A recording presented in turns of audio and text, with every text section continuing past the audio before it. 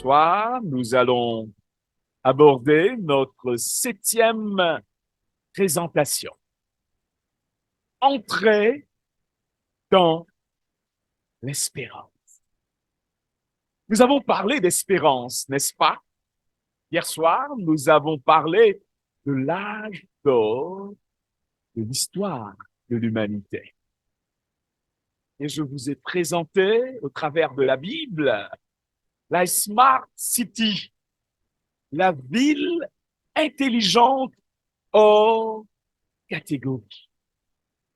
Cette ville, la Nouvelle Jérusalem, cette ville qui vient du ciel, cette ville dont le concepteur, le constructeur n'est autre que Dieu le Père et Dieu le Fils, cette ville où les caméras CCTV n'auront plus leur raison d'être, cette ville où il existera une cohabitation, une intégration sociale parfaite, et par-dessus tout, cette ville où Dieu essuiera toute larme de nos yeux.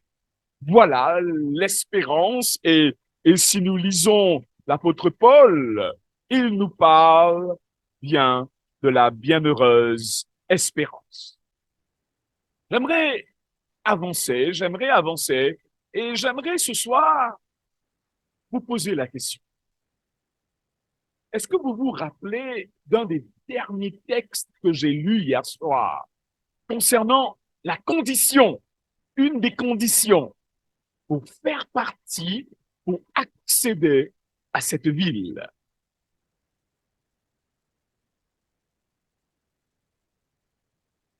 Apocalypse 14, wow, bonne mémoire, hein? Apocalypse 14, 12, c'est ici la persévérance des saints, ceux qui gardent les commandements de Dieu et la foi de Jésus. Et je dois vous dire que notre ami, il n'était pas ici, il était sur Zoom, n'est-ce pas?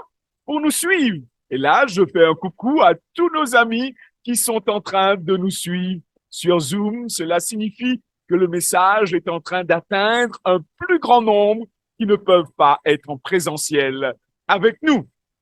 Et avant de lire Apocalypse 14, 12, j'ai lu un autre texte, toujours dans le livre de l'Apocalypse. Apocalypse 2, le verset 7. Et ce texte qui dit ceci, et là je reprends le texte qui dit ceci, que celui qui a des oreilles entende ce que l'Esprit dit aux églises de tous les siècles, de toutes les générations.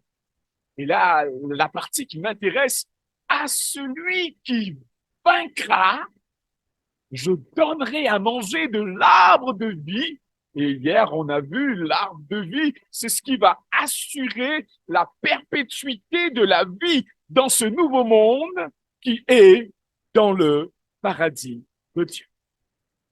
Lorsque je lis ce texte, je découvre cette idée qu'il y a une épreuve, il y a une course ou un match à remporter. Si je veux faire part, je m'excuse, ma voix est captée. Voilà. Une épreuve, une course, un match à remporter si je veux faire partie de la cité céleste. J'aimerais vous poser une autre question. Une question d'introduction. Question très simple, hein? Qui est celui qui n'a aucune chance de remporter une course? Les chiffres. Deuxième question. Qui est celui qui n'a aucune chance de réussir une épreuve? Troisième question. Qui est celui qui est sûr de ne jamais remporter un match? C'est lui. Trois questions très simples. Oh, bon. Merci Monique. Monique nous dit, celui qui reste assis. Et tu as entièrement raison, Monique. Celui qui ne commence pas la course ne risque pas de la terminer. Celui qui ne prend pas le départ ne risque pas de franchir la ligne d'arrivée. Et celui qui ne commence pas le match, qui ne joue pas le match, ne risque pas de remporter le match. Notre présentation de ce soir, Entrer dans l'espérance, nous rappellera qu'un départ s'impose. Il est nécessaire de prendre le départ pour ceux qui veulent franchir la ligne, non pas d'arrivée, mais pour ceux qui veulent franchir la ligne d'entrée de la nouvelle Jérusalem. Et comme à notre habitude, j'aimerais qu'on relise ensemble un texte de l'Évangile. Tout ce que nous disons, nous nous efforçons de nous appuyer uniquement sur la Bible, non sur la culture, non sur la tradition, mais sur la Bible, cette parole révélée, cette parole vivante, efficace et qui transforme les vies. Ce soir, le texte qu'on va lire se trouve dans l'évangile de Jean. Si vous lisez les évangiles, Jean, c'est le disciple bien-aimé de Jésus. Peut-être parce qu'il était jeune, il était affectueux. On le présente comme étant le disciple bien-aimé de Jésus. Et là, lisons ensemble Jean, le chapitre 3, où Jésus va faire une autre rencontre. Jésus est constamment à la rencontre des hommes et des femmes. Et quelque part, il vient aussi à notre rencontre. Lisons ce texte. Ce texte nous dit ceci. Or, il y avait parmi les pharisiens un homme du nom de Nicodème, intéressant, un chef des Juifs, un homme important. Il vint de nuit trouver Jésus et lui dit, à 2 reprises, depuis que nous avons commencé les conférences, nous avons parlé des pharisiens. Je ne sais pas si vous vous rappelez, mais nous avons parlé des pharisiens à 2 reprises. Si vous n'avez pas reçu les résumés des précédentes causeries, c'est toujours disponible, n'est-ce pas, Fredil? Oui, si vous voulez avoir les résumés des précédentes causeries, n'hésitez pas à contacter l'épouse du pasteur qui est là et elle vous aidera à avoir les résumés des précédentes causeries. À 2 reprises, nous avons parlé des pharisiens et c'était des chefs religieux en Israël et régulièrement, lorsque la Bible nous parle de ces pharisiens, ils sont hostiles envers Jésus. Et à un moment, le texte nous dit, pas à plusieurs reprises, ils cherchaient même à piéger Jésus. Mais voilà, Nicodème, le pharisien, lui, il adopte une attitude différente envers Jésus. Il ne vient pas pour piéger Jésus, il n'a aucune intention hostile, il vient avec de très bonnes intentions. Mais lorsque je lis ce passage, Jean nous présente un détail intéressant. Jean nous dit à quel moment se passe cette rencontre, ou plutôt à quel moment Nicodème choisit de rencontrer Jésus. Le texte dit, il vint de nuit. Il n'y a aucun mal, n'est-ce pas? Il n'y a aucun mal à venir de nuit pour rencontrer Jésus. D'ailleurs, c'est en soirée que nous venons ici pour rencontrer Jésus, soir après soir. Et je vous en félicite pour ce choix et je vous encourage à continuer à venir de nuit ou à continuer à nous suivre sur Zoom chaque soir jusqu'à la fin de la semaine. Nous terminerons samedi matin. Mais lorsque nous continuons à lire ce texte, nous pouvons voir plus clair dans cette démarche de Nicodème de venir de nuit. Écoutons comment Nicodème va introduire cette rencontre qu'il va avoir avec Jésus. Le texte nous dit, le verset 2, « Mais nous savons que tu es un enseignant envoyé par Dieu. Ah, c'est intéressant, hein? Nicodème n'est pas hostile envers Jésus.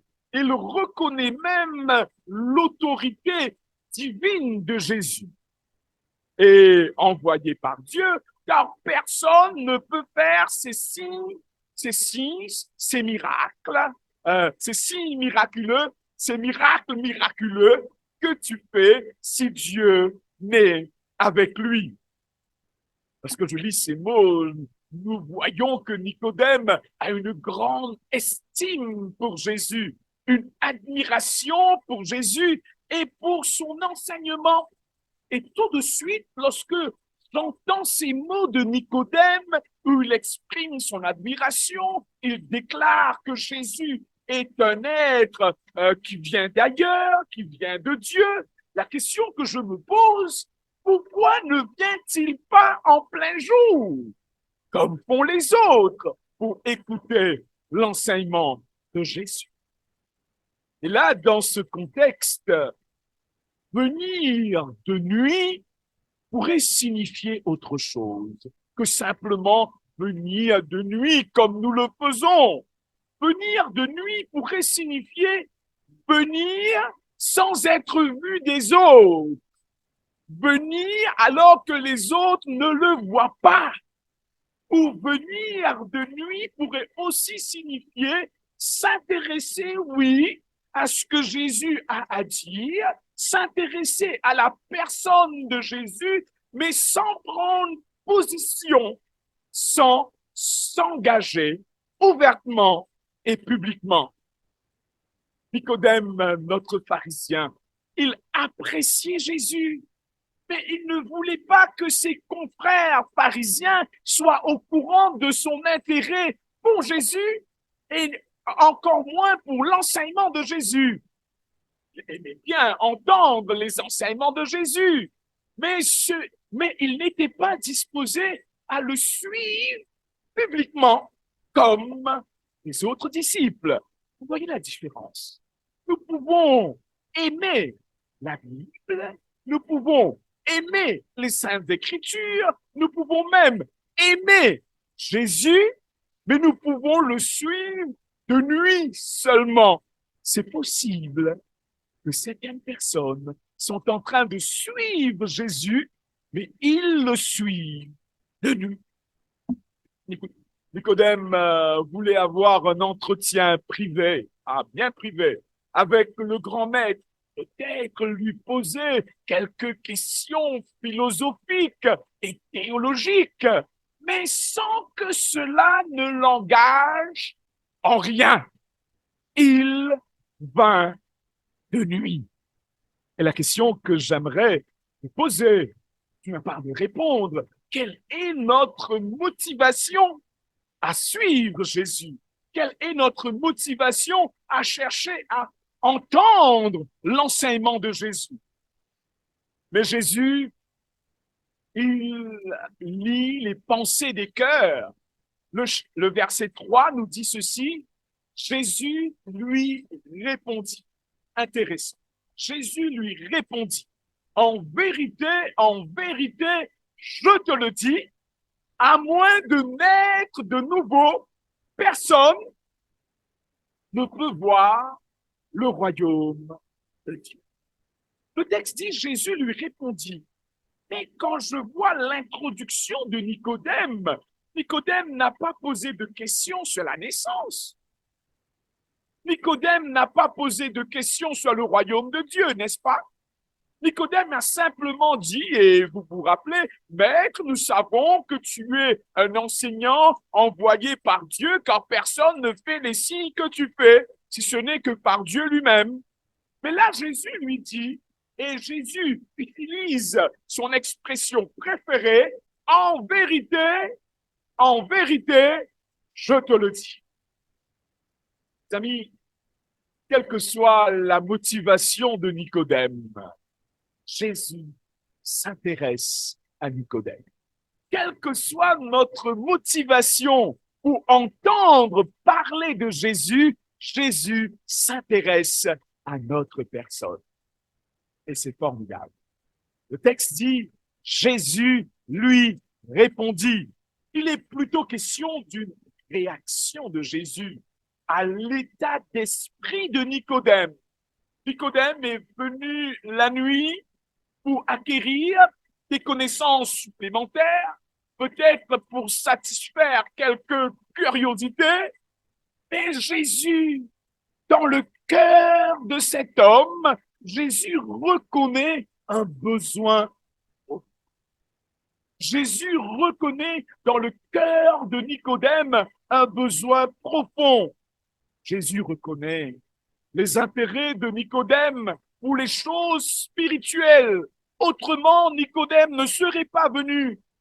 Il perçoit que Nicodème aspire à une qualité de vie supérieure, même s'il ne le dit pas. Il sait que Nicodème souhaiterait vivre dans le royaume de Dieu, comme nous l'avons appris hier soir.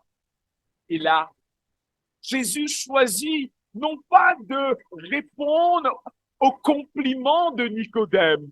Jésus ne choisit pas de répondre à ces mots courtois de Nicodème, mais Jésus choisit d'adresser le besoin profond de Nicodème.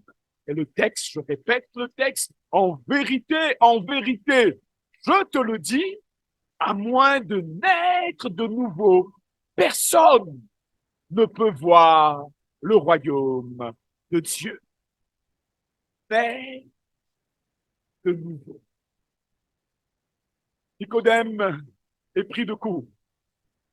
Que signifie naître de nouveau?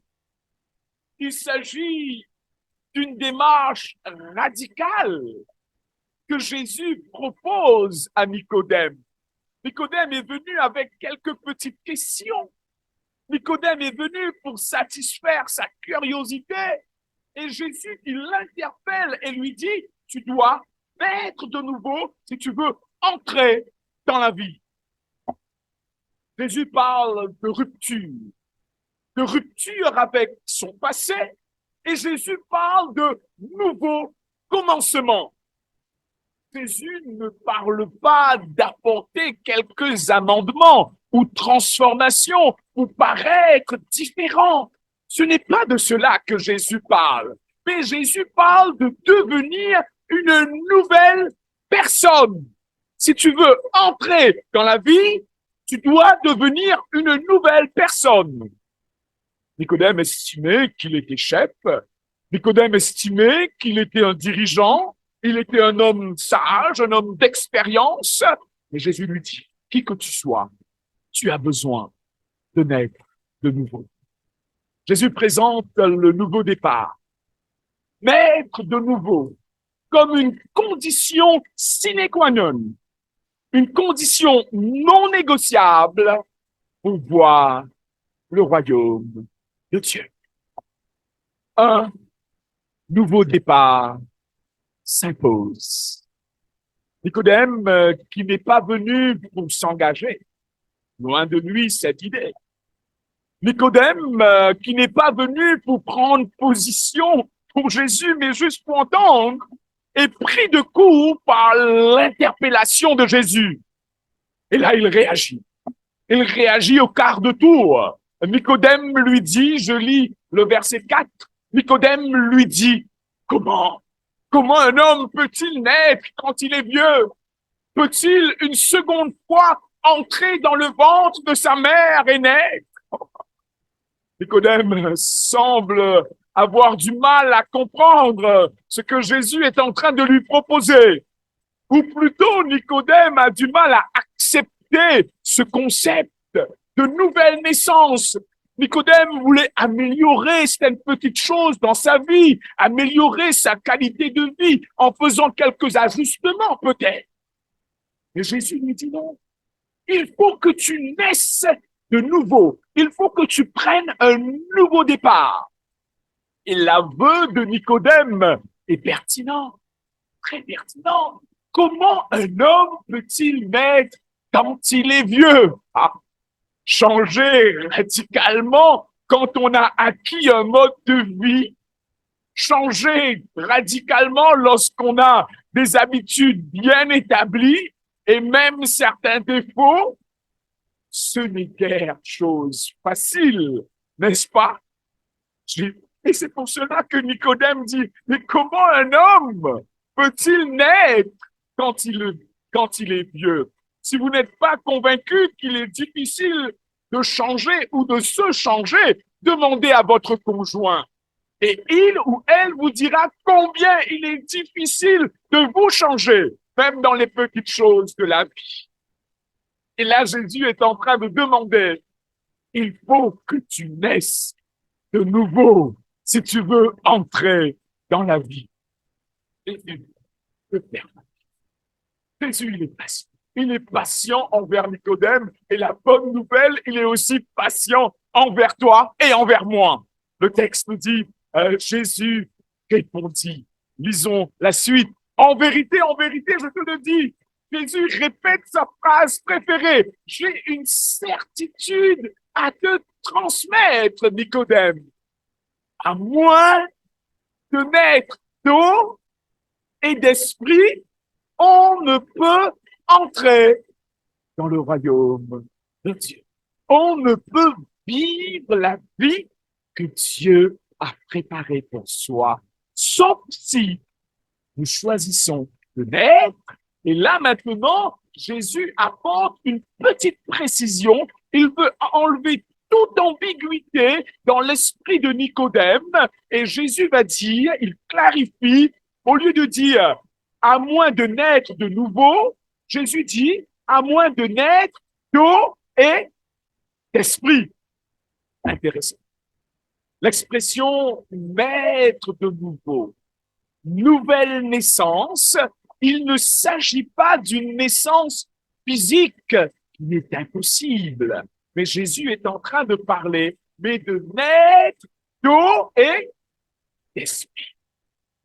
Et là, Nicodème ne peut plus échapper.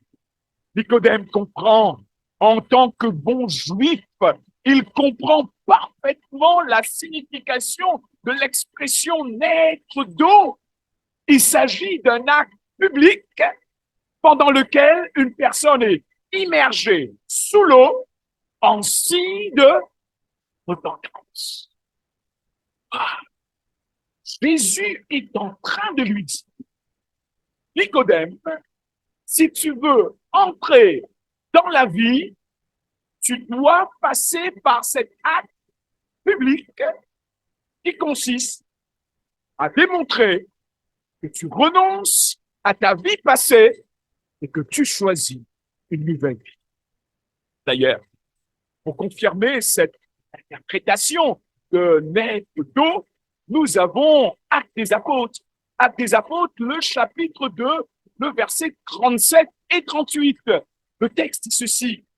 Après avoir entendu ce discours, c'est Pierre qui prêche, ils eurent le cœur vivement touché et dirent à Pierre et aux autres apôtres, les autres apôtres aussi sont en train de prêcher. Lorsqu'on écoute la parole de Dieu, et même vous qui m'écoutez ce soir, que vous soyez ici ou que vous soyez sur Zoom, lorsque nous écoutons la parole de Dieu a cette capacité de nous déranger quelque part. La parole de Dieu a la capacité de créer en nous un certain inconfort. Et peut-être tu es en train de ressentir cela. Et là, les gens qui écoutent, ils eurent le cœur vivement touché. Et le texte dit, ils posent une question, ils disent, frère, que ferons-nous? Que ferons-nous? Et Pierre leur dit, qu'est-ce que c'est?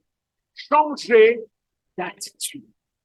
Et changer d'attitude, en grec, c'est un seul mot, qui serait mieux traduit par repentez-vous.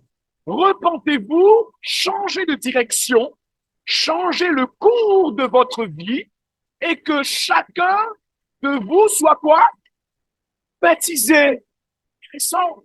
Exactement la même idée que Jésus a donnée à Nicodème.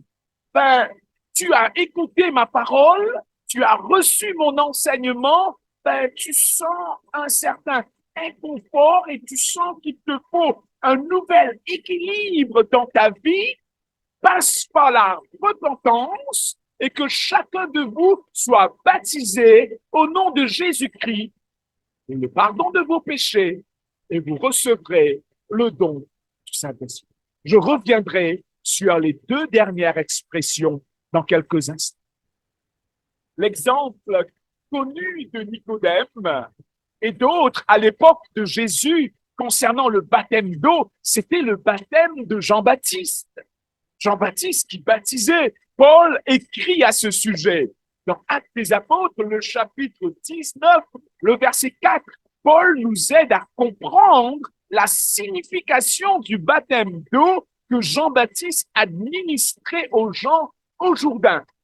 Et j'ai pas trop de temps pour parler pourquoi le Jourdain, mais vous devinez qu'il fallait beaucoup d'eau, qu'il faut beaucoup d'eau pour immerger quelqu'un sous l'eau. Le baptême d'eau est là, nous lisons, je vais lire ce texte. Alors, Paul dit, Jean a baptisé du baptême de quoi? De repentance. Le baptême de ceux qui renoncent à leur vie passée. Le baptême de ceux qui changent d'attitude. Le baptême de ceux qui changent de direction, qui changent le cours de leur vie en disant au peuple de croire en celui qui venait après lui, c'est-à-dire en Jésus. Le baptême d'eau est un rituel de repentance. Le baptême d'eau, c'est un rituel qui indique qu'on tourne le dos à un passé que nous avons et nous voulons entamer une nouvelle vie. Mais ce baptême d'eau n'est pas seulement un symbole. Le texte nous parle de deux choses qui se produisent au moment du baptême d'eau. Et là, je vais relire le texte qu'on a lu auparavant, le verset 38 de Actes des Apôtres, chapitre 2. Pierre leur dit, changez d'attitude, repentez-vous, et que chacun de vous soit baptisé au nom de Jésus-Christ. Pourquoi? Pour le pardon, le texte tient, pour le pardon de vos péchés. Et quand je lis Actes des Apôtres, le chapitre 22, le verset 16, et maintenant, pourquoi tarder? Lève-toi, sois baptisé et sois lavé de tes péchés en faisant appel au nom du Seigneur. Le baptême d'eau qui est un rituel, le baptême d'eau qui est un symbole de repentance. Mais là, tout de suite, le texte nous dit, puisqu'il y a repentance, puisqu'il y a confession, puisqu'il y a reconnaissance de faute, il y a pardon. Le pardon qui est donné. J'aimerais parler brièvement du contexte de Actes chapitre 22, le verset 16. Celui qui parle ici, c'est un chrétien de la ville de Damas. Son nom, c'est Anania. Et il adresse ces mots à qui? À Saul de Tarse, qui deviendra par la suite l'apôtre Paul. Quelque temps auparavant, Saul poursuivait son funeste dessein d'arrêter les chrétiens pour les traduire en justice afin de les condamner à mort. Voilà la mission que Paul s'était donnée. Poursuivre les chrétiens dans toutes les villes, les arrêter et les traduire en justice et les condamner à mort. Mais sur la route de Damas, sur la route menant vers la ville de Damas, Jésus apparut à Saul dans une vision. Il tomba par terre, devint aveugle, mais sur la route de Damas, il choisit de suivre Jésus. Et c'est la situation de Saul lorsqu'il reçoit ces paroles d'Anania.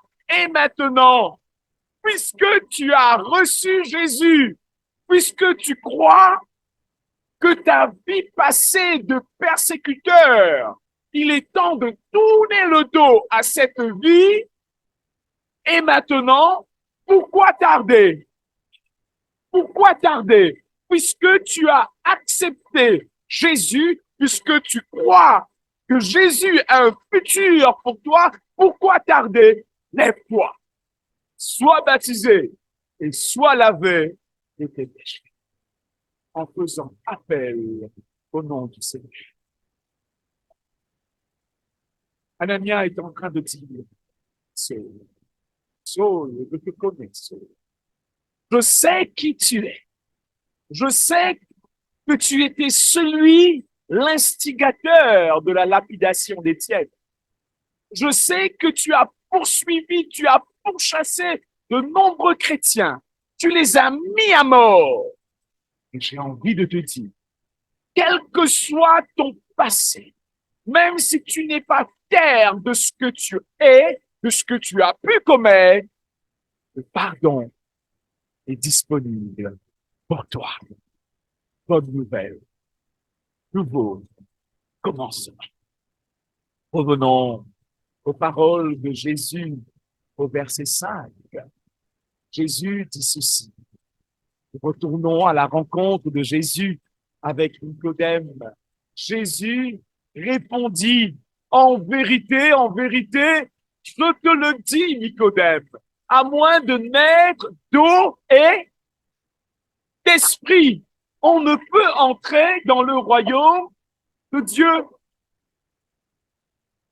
Je n'ai pas mis l'accent dessus, mais le texte ne parle pas seulement de naître d'eau, mais le texte parle aussi de naître de l'esprit.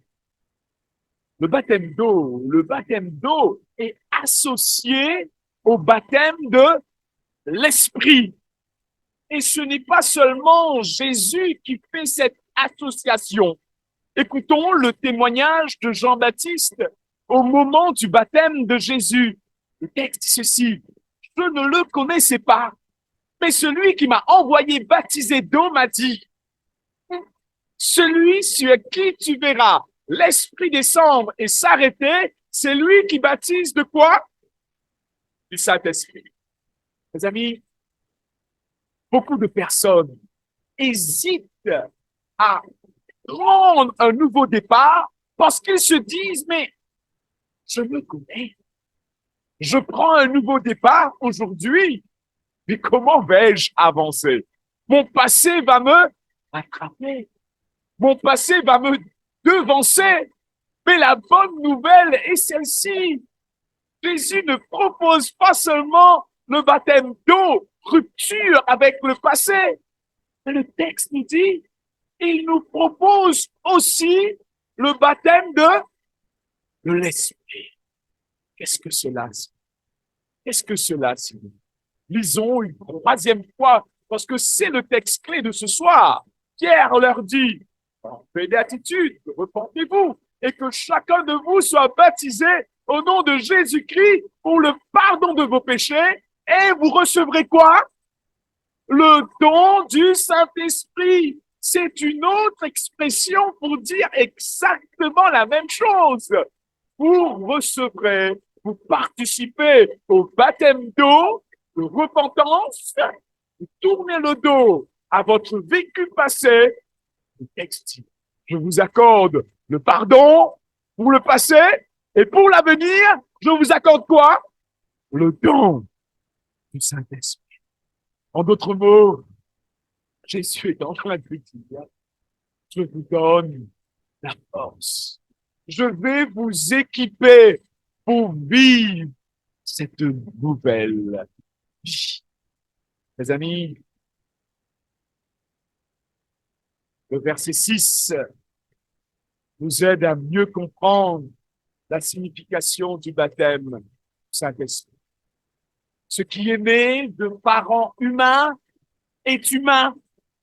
En d'autres mots, ma nature humaine, je l'ai héritée de mes parents. Avec ses forces et aussi avec ses faiblesses, avec ses inclinations au bien comme au mal. Je l'ai hérité de mes parents. Mais le texte dit, ce qui est né de l'esprit est esprit. Voilà ce que Jésus nous propose. Il ne nous dit pas simplement prends une nouvelle naissance et ensuite débrouille-toi. Pas du tout. Le texte dit je vais changer ta nature de l'intérieur. Je vais faire de toi une nouvelle création. Et c'est d'ailleurs ce que nous lisons dans l'évangile de Jean. L'évangile de Jean, le chapitre 1er, les versets 12 et 13.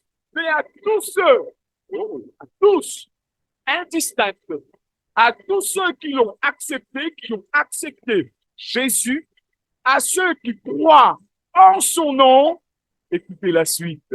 Elle a donné, en parlant de la parole, Jésus a donné le droit ou le pouvoir de devenir enfant de Dieu. Comment devenir un enfant de Dieu? Se voir dans un miroir et se dire non, enfant de Dieu, moi, pas possible. Mais le texte dit, mais si tu crois, il te donne le pouvoir de devenir enfant de Dieu. Chaque jour, il renouvelle sa force pour toi, pour que tu vives en tant qu'enfant de Dieu.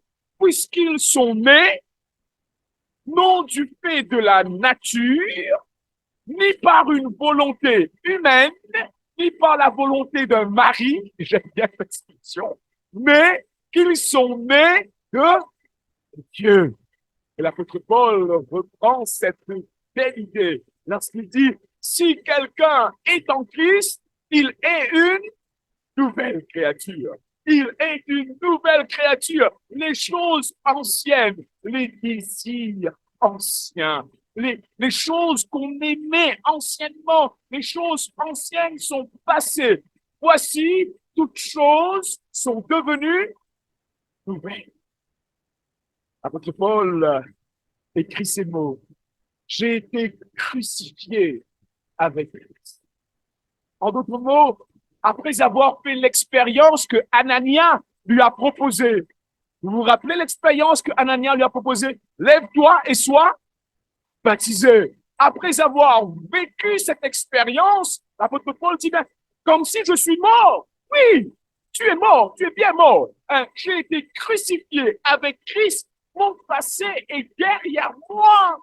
Et maintenant, ce n'est plus moi qui vis, Christ qui vit. Je suis une nouvelle. J'aimerais,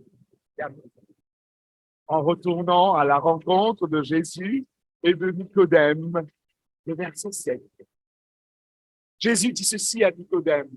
Nicodème, toi le pharisien, ne t'étonne pas que je t'ai dit, il faut que vous naissiez de nouveau. Ne t'étonne pas que je t'ai dit, il faut que vous naissiez de nouveau. Nicodème était venu ce soir-là pour écouter une belle parole de Jésus. Nicodème était venu ce soir-là pour attiser sa curiosité. Mais l'évangile, la bonne nouvelle de l'évangile, demande de moi et demande de toi un engagement. Oui. Une prise de position qui pourrait paraître radicale. Naître de nouveau, mourir à notre passé et commencer une nouvelle vie. Pardonner, justifié et avec la force de Jésus, j'avance comme une nouvelle personne. Nicodème était venu pour recevoir une parole de connaissance, pour apprécier l'enseignement de Jésus. Peut-être quelqu'un lui a dit, oh, ce Jésus, il parle bien. Mais Jésus l'interpelle. Jésus l'interpelle en lui parlant d'un départ, d'un nouveau départ symboliste. Je ne sais pas où tu te trouves actuellement dans ton cheminement spirituel. Que tu sois en train de nous suivre sur Zoom ou que tu sois ici dans la salle, j'aimerais te dire, si tu veux goûter pleinement de ce que l'Évangile a à nous apporter, Il ne suffit pas de l'écouter. Il faut la garder. Il faut la recevoir. Il faut que l'Évangile me transforme. Et il faut que nous passions dans la nouvelle naissance. D'ailleurs, mon dernier texte est celui-ci. Puis, il leur dit, allez dans le monde entier, proclamez la bonne nouvelle à toute la création. La bonne nouvelle, vous savez, c'est quoi? Jésus revient bientôt. La bonne nouvelle, c'est le pardon de notre vie passée. La bonne nouvelle, c'est la bienheureuse espérance qui se manifestera. Allez, proclamer dans le monde entier la bonne nouvelle. C'est ce que nous faisons soir après soir ici. Et le texte, celui qui, la prédication de la bonne nouvelle est toujours accompagnée d'une réponse, ou plutôt la prédication de la bonne nouvelle demande une réponse pour qu'on puisse en bénéficier, en profiter des bienfaits. Celui qui croira et qui sera baptisé, celui qui passera par le baptême de repentance. Il recevra quoi? Le pardon, et il recevra le don du Saint-Esprit. Et le texte dit, celui qui croira et qui sera baptisé sera sauvé. Mais celui qui ne croira pas, nous sommes libres. L'évangile ne force personne. Le texte dit que celui qui ne croira pas, ou tout simplement, celui qui ne croira pas ne pourra pas profiter du projet de vie que Dieu a pour ses enfants. Je sais que dans cette salle, samedi prochain, certaines personnes ont déjà pris leur décision, veulent être baptisées. Ils veulent passer par le baptême de repentance samedi prochain. J'espère que nous serons tous là pour les soutenir, pour les encourager, parce que c'est la décision la plus importante. C'est le tournant d'une vie. Et il y a aussi ceux et celles qui sont ici ou qui sont sur Zoom, se disent, je pense que moi aussi, je suis interpellé à vivre cette expérience. Je sens que je devrais, moi aussi, vivre l'expérience de la nouvelle naissance. Mes amis, c'est quel est l'appel que tu entends du fond de ton cœur? Pourquoi tardes-tu? Appelons-nous des paroles d'Anania à Paul. Pourquoi tardes-tu? Lève-toi et sois baptisé. Que l'Esprit travaille en chacun de nous. Et que l'Esprit nous dirige dans le cheminement que Dieu veut nous conduire. Un nouveau départ s'impose si nous voulons vivre ce que Dieu a prévu. On va se mettre debout, on va prier. Je vais prier spécialement pour ceux qui ont déjà pris leur décision pour le baptême de ce samedi.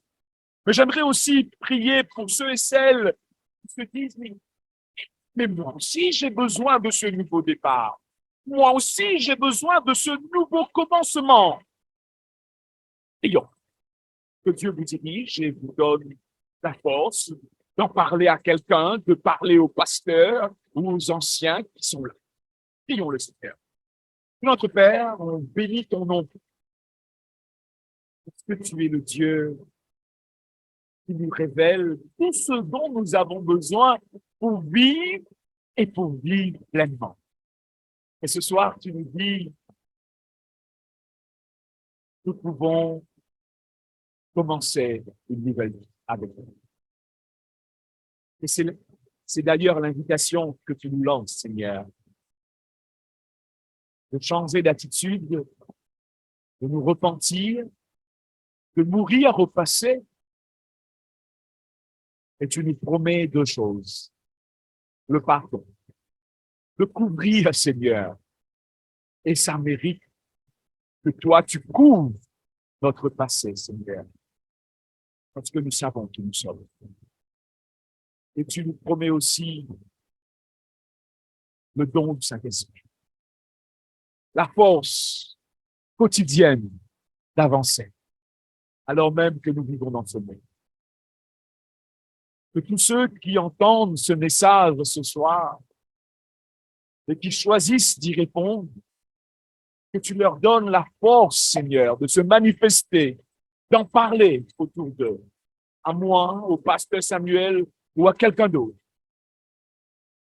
afin que personne ne soit privé de l'expérience de la nouvelle naissance.